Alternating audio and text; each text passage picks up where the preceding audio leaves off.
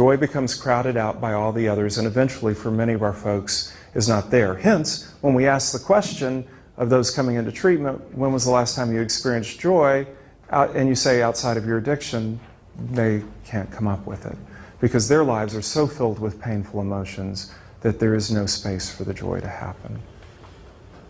All right, and finally is self-generated mastery. And self-generated mastery is about choosing to follow your own ideas, passions, and dreams.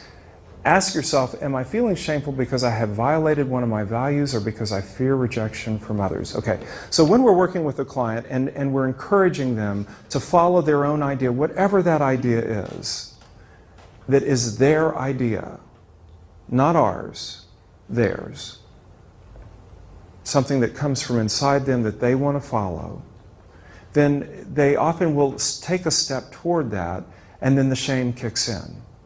I can't do it, it's not worth it, others will reject me, and they start to back up then and question it. So the technique of teaching them is to first take the step on the idea, take the step, take the initiative, and then when you start to feel the shame, ask yourself, am I feeling shame because I'm violating one of my values? And if you are, you need to take a step back. But if it's shame because you feel like you'll be rejected, push through it and go ahead and do what you plan to do. Because in there is one of the emotion regulation skills that is coming to the surface in the research to be one of the most effective emotion regulation skills, which is acting opposite. So remember the action urges? When I talked about the urge for sadness is to deactivate. One of the therapies right now that's getting the most evidence behind it and is really showing very promising effects is activation therapy.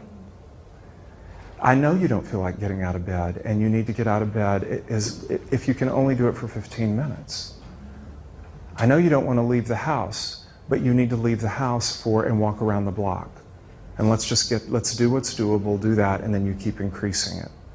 In any way that you can act opposite and really engage yourself in the opposite behavior, your emotions begin to change. Because I deceived you a bit in the initial model that I gave you where I said there's the event, the emotion, and then there's behavior. Well, what we now know is that model works both ways.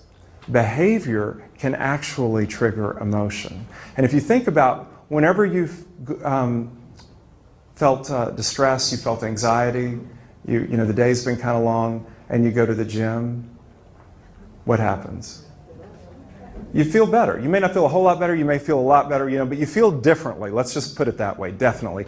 And what did you do? It's behavior that made the difference. And if you look at some of what's coming out of acceptance and commitment therapy right now, it's really clear that behavior is what, when we act differently, is what really can make a difference. And it's one of the most powerful emotion regulation skills. So when it comes to teaching our clients how to regulate negative emotions,